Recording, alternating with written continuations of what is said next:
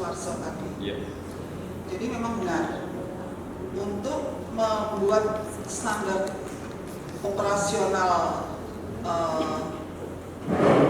kebenaran varietas dan kemurnian varietas itu memang yang perlu dilakukan pertama mendampingi buku standar itu adalah buku deskripsi yang dilengkapi dengan gambar. Bukan hanya untuk pemulia, kita mengenal jabatan fungsional di lingkungan pertanian itu ada namanya PBT,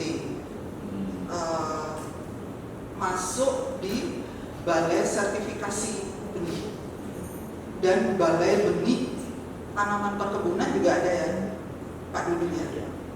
Teman-teman PBT itu kepanjangan tangan dari pemulia. Mereka harus tahu persis varietas-varietas yang sudah dilepas itu apa aja, ciri khususnya apa aja, tidak harus pemulia. Karena para PBT itu nanti yang akan mendampingi pada saat sertifikasi benih di lapangan dan sertifikasi benih di laboratorium. Yang membutuhkan ciri dari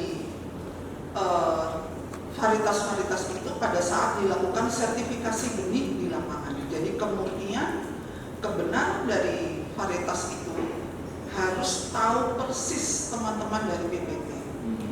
Mereka biasanya teman-teman dari PBT itu tahunya hanya taksasi dari produksi benih.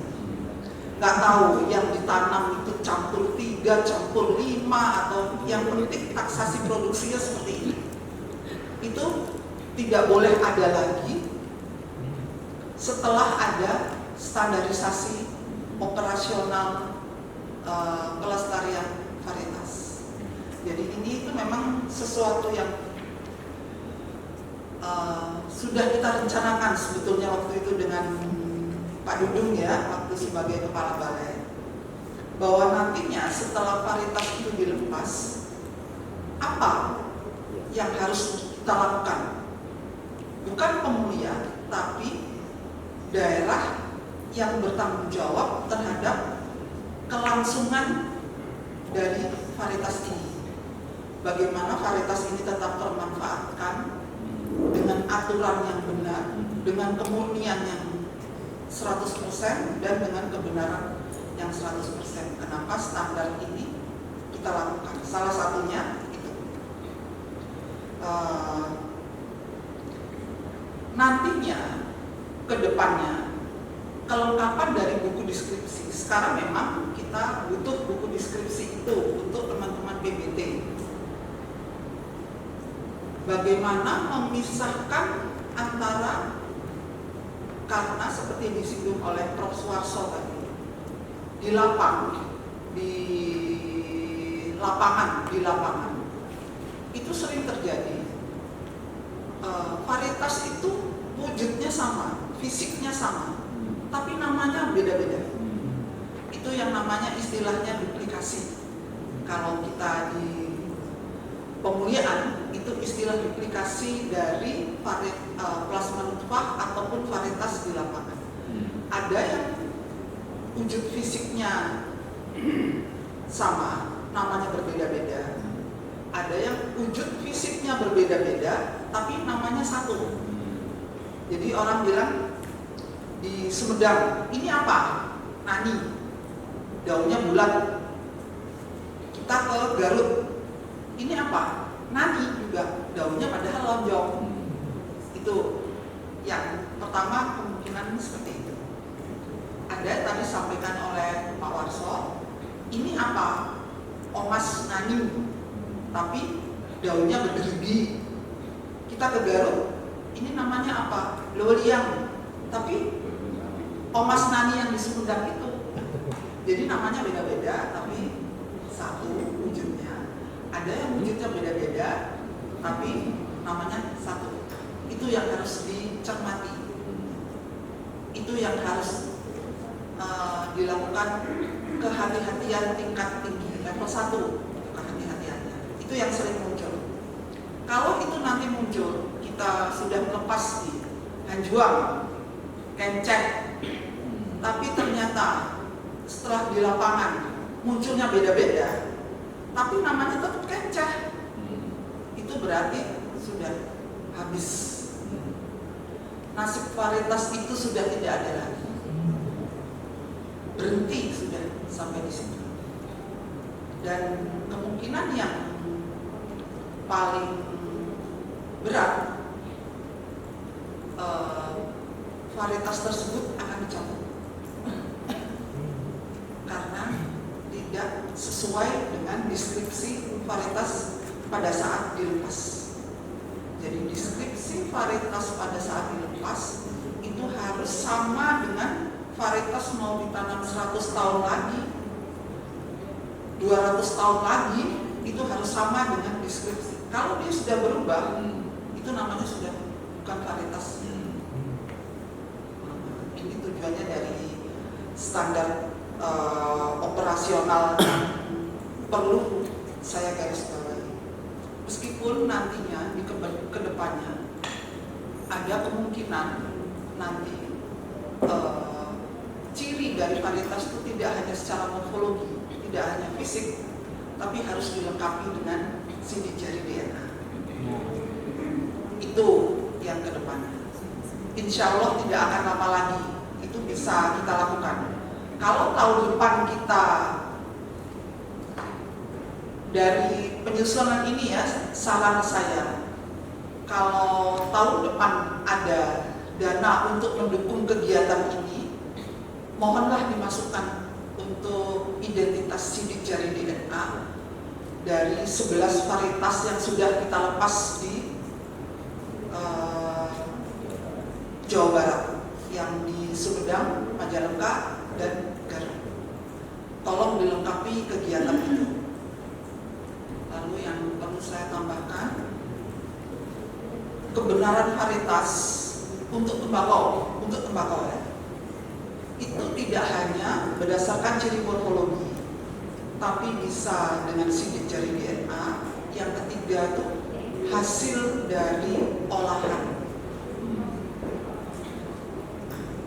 11 varietas yang sudah dilepas itu hasil olahannya itu tembakau rajangan halus mole. Kalau nantinya 2 tahun lagi atau 3 tahun lagi ada orang menanam ini kubang sari, tapi hasil olahannya bukan tembakau rajangan halus mole putih, kita harus sudah mulai tanda-tanda. Karena nilai varietas itu bukan hanya terletak pada ciri morfologis, tapi nilai dari varietas itu terletak dari cuan. Akan digunakan apa? Iya. Karena dalam sidang pelepasan varietas mulai tahun lalu ya, kita harus mencantumkan analisis anggaran parsial. Apa kelebihan varietas itu dibandingkan dari varietas yang sudah berkembang di daerah tersebut? Sebelum 2021, anggaran parsial itu terhadap varietas baru itu tidak wajib dicantumkan di proposal pelepasan varietas. Kalau sekarang wajib. Jadi itu termasuk salah satu yang dimasukkan di dalam deskripsi.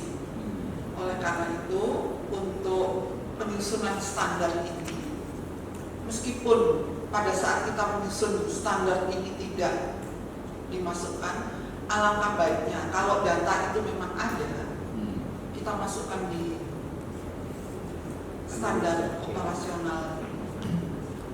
Jadi hasil olahan, karena bisa bermacam-macam. Ada yang bisa, yang 11 varietas ini tidak bisa karena diolah menjadi olahan lainnya selain tembakau rajangan halus mole merah dan putih.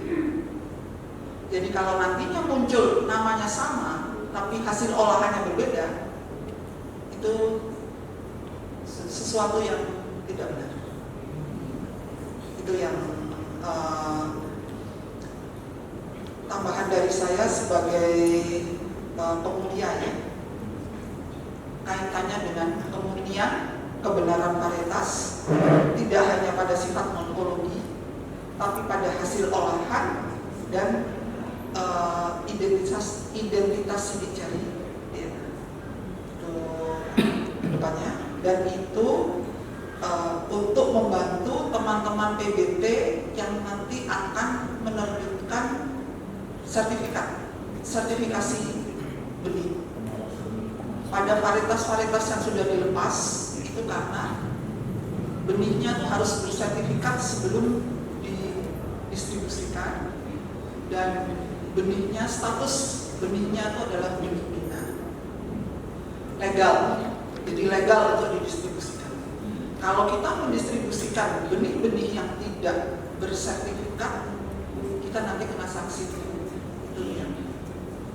Itu saya hanya ingin merefresh aja kembali. Mungkin waktu Pak Dudung jadi kepala balai itu sudah sering itu digaung-gaungkan ya Bapak ya. Jadi itu yang dalam kaitannya dengan buku standarisasi yang harus ditekan. Mungkin itu dari saya. Terima kasih Dr. Susanti. Makin lengkap nih berarti ya dari dua paparan ini. Jadi saya ulang lagi, beliau menambahkan aspek-aspek kenapa apa gitu ya. Jadi pentingnya buku standar, buku deskripsi dengan gambar, ada ciri khusus dan kemurnian kebenaran itu perlu dilakukan. Kemudian yang penting tadi disebutkan ada peran dalam layer-layer untuk perlindungan benih PBT ya, pengawas benih tanaman harus juga dibantu ya dengan rujukan ini. Yang menarik tadi disinggung tentang peran-peran daerah setempat. Nanti mungkin saya akan minta khusus dari Kementan untuk meng-highlight aspek regulasi dan policy ya berikutnya Bu ya. Kemudian sidik jari DNA kalau saya rangkum ada 3 variabel: morfologi, DNA, sama hasil olahan. Itu harus juga tercakup dalam dokumentasi atau rujukan SOP nanti ya. Dan tidak kalah penting, saya juga baca di TOR adalah tor kita adalah kalau ini dibuat kira-kira dampak sosial ekonominya di mana? Karena tadi Ibu singgung bahwa kita melakukan perlindungan untuk melihat juga aspek keekonomian ke depannya kalau diproduksi. Dan yang kedua juga aspek hukum, ya, perlindungan terhadap legalitas distribusi atau pendistribusian benih-benih asal ini ya. Bu Susanti terima kasih. Prof. Suharto juga mohon nanti kalau ada tambahan nanti saya berikan kesempatan menambah. Jadi bukan berarti ini hanya saya katakan nanti nggak boleh berkomentar bukan. Nah ini biar bagi data dulu. Nah saya akan mengundang dari akademisi. Ini Dr. Santi yang